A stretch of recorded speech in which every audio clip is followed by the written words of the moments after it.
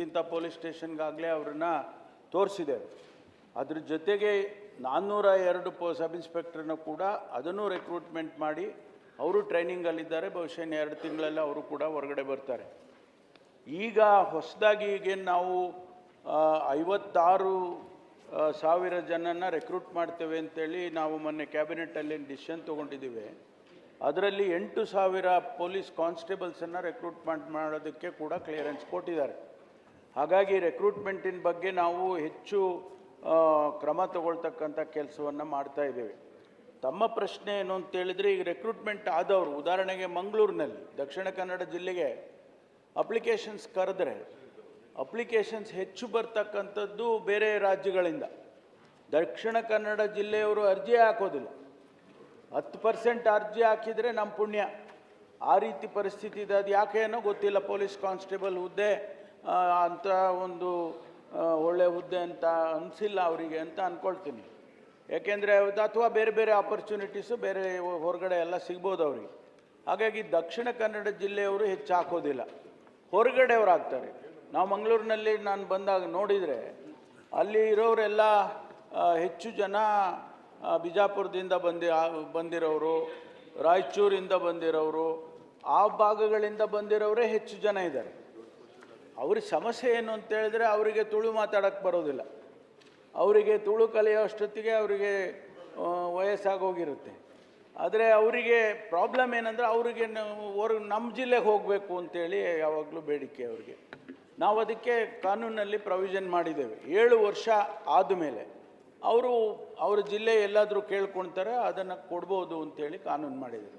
ಅದು ಕೂಡ ಏನು ಭಾಳ ಜನ ಒಂದೇ ಸರಿ ಹಾಕ್ಬಿಡ್ತಾರೆ. ಅದಕ್ಕೆ ನಾವು ಸೀನಿಯಾರಿಟಿ ಲಿಸ್ಟ್ ಮಾಡಿ ಆ ಸೀನಿಯಾರಿಟಿ ಪ್ರಕಾರ ಮಾಡ್ತೇವೆ. ಅದಕ್ಕಿಂತ ಮೊದಲು ಯಾರು ಹಸ್ಬೆಂಡ್ ಆ್ಯಂಡ್ ವೈಫ್ ಅಂತೇಳಿ ಪತಿ ಪತ್ನಿ ಪ್ರಕರಣಗಳು, ಅದಕ್ಕೆ ಪ್ರಯಾರಿಟಿ ಕೊಟ್ಟು ಮಾಡ್ತೇವೆ.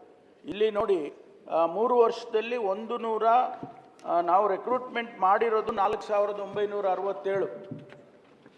ನಾವು ಅವರಿಗೆ ಅವಕಾಶ ಕೊಟ್ಟಿದ್ದು ಅಂದರೆ ಬೇರೆ ಔಷಧಕ್ಕೆ 1,189 ಜನರಿಗೆ ಅವ್ರ ಜಿಲ್ಲೆಗಳಿಗೆ ಹೋಗೋಕ್ಕೆ ಅವಕಾಶ ಮಾಡಿಕೊಟ್ಟಿದ್ವಿ. ತಾವು ಹೇಳಿದಾಗೆ ಈಗ ನಾವು ಹೆಚ್ಚು ಜನರನ್ನ ಕೊಟ್ಟರೆ ಇಲ್ಲಿ ಖಾಲಿ ಆಗಿಬಿಡುತ್ತೆ. ಈಗಾಗಲೇ ಮಿನಿಮಮ್ ಏನಿದೆ ಅದರಲ್ಲಿ ನಡೀತಾ ಇದೆ. ಅಂಥದ್ರಲ್ಲಿ ನಾವು ಮತ್ತು ಕೊಟ್ಟರೆ ಪ್ರಾಬ್ಲಮ್ ಆಗುತ್ತೆ. ಈಗ 63 ಜನರಿಗೆ ಕ್ಲಿಯರೆನ್ಸ್ ಕೊಟ್ಟಿದ್ದೀವಿ, ಆದರೆ ಅವ್ರನ್ನ ಬಿಡುಗಡೆ ಮಾಡೋಕ್ಕಾಗ್ತಾಯಿಲ್ಲ. ಯಾಕೆಂದರೆ ಇಲ್ಲಿ ನಮಗೆ ಕಡಿಮೆ ಆಗುತ್ತೆ ಅಂತೇಳಿ. ಅಲ್ಲಿ ಕಮಿಷನರು ಇಲ್ಲ ಸರ್, ನಾವು ಬಿಡುಗಡೆ ಮಾಡಿದರೆ ನಮಗೆ ಕಡಿಮೆ ಆಗಿಬಿಡುತ್ತೆ, ಅದರಿಂದ ನಾವು ಸದ್ಯಕ್ಕೆ ಬಿಡುಗಡೆ ಮಾಡೋದು ಬೇಡ ಅಂತೇಳಿ ಅವ್ರು ಹಾಗೆ ಇಟ್ಟಿದ್ದಾರೆ. ಆದ್ದರಿಂದ ಮುಂದಿನ ದಿನಗಳಲ್ಲಿ ನಾವು ಅದಕ್ಕೆ ಕಾನೂನು ಮಾಡಿದ್ದಾರೆ. 15% ನೋಡಿ 15/7/24ರಲ್ಲಿ ಒಂದು ಹೊಸ ಕಾನೂನು ತಂದಿದ್ದೀವಿ. 15% ಮೇಲೆ ನೀವು ಟ್ರಾನ್ಸ್ಫರ್ ಮಾಡಿಕೊಡ್ದು ಅಂತ ಕಾನೂನು ತಂದಿದ್ದೀವಿ.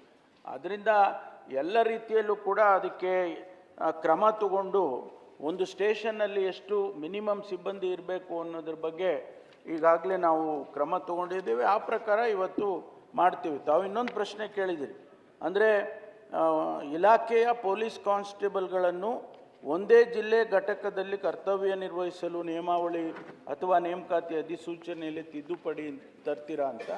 ಅದಕ್ಕೆ ಅದು ಸದ್ಯದ ಪರಿಸ್ಥಿತಿಯಲ್ಲಿ ನಾವು ಅದನ್ನು ಯಾವುದೇ ಬದಲಾವಣೆಯನ್ನು ತರೋಕ್ಕೂ ಆಗೋದಿಲ್ಲ. ಮಾನ್ಯ ಸಭಾಪತಿಗಳೇ, ಮಾನ್ಯ ಸದಸ್ಯರು ಕೇಳಿದ್ದಾರೆ. ಅವರು ಬಳ್ಳಾರಿ ಡಿಸ್ಟ್ರಿಕ್ಟಲ್ಲಿ ಉದಾಹರಣೆ 25% ಆಗಿಬಿಟ್ಟಿದೆ. ಇದೇ ರೀತಿ ಅಂದರೆ ಹಿಂದೆ ನಾನು ಒಟ್ಟಾರೆ ಹೇಳ್ತಾ ಇದ್ದೀನಿ, ನಮ್ಮ ಸರ್ಕಾರ ಬಂದ ಮೇಲೆ ಅಷ್ಟೇ ಅಲ್ಲ. ಆಮೇಲೆ ಬೆಂಗಳೂರು ಸಿಟಿಯಲ್ಲಿ ಅದು ಸಿಟಿ ಬಿಟ್ಟು ಆಚೆ ಹೋಗೋಂಗಿಲ್ಲ. ರೆಕ್ರೂಟ್ಮೆಂಟ್ ಸಿಟಿಗೆ ಪ್ರತ್ಯೇಕವಾಗಿ ಮಾಡೋದ್ರಿಂದ ಅಲ್ಲಿ ಯಾರೂ ಚೇಂಜಸ್ ಕೇಳೋದಿಲ್ಲ. ಬೀದರ್ ಡಿಸ್ಟ್ರಿಕ್ಟಲ್ಲಿ 34% ಆಗಿದೆ. ಇದೇ ರೀತಿ ಯಾವಾಗ ಇದು 22-23ರಲ್ಲಿ. ರಾಯಚೂರಿನಲ್ಲಿ 72% ಆಗಿಬಿಟ್ಟಿದೆ. ಅದರಿಂದ ನಮಗೆ ಇಲ್ಲಿ ಒಂದು ಕಡೆ ಸಿಬ್ಬಂದಿಯನ್ನು ಸ್ಟೇಷನ್ಸ್ಗಳಲ್ಲಿ ಸರಿಯಾಗಿ ಇಟ್ಕೊಳ್ಬೇಕು, ಸರಿಯಾದ ಸಂಖ್ಯೆಯಲ್ಲಿ.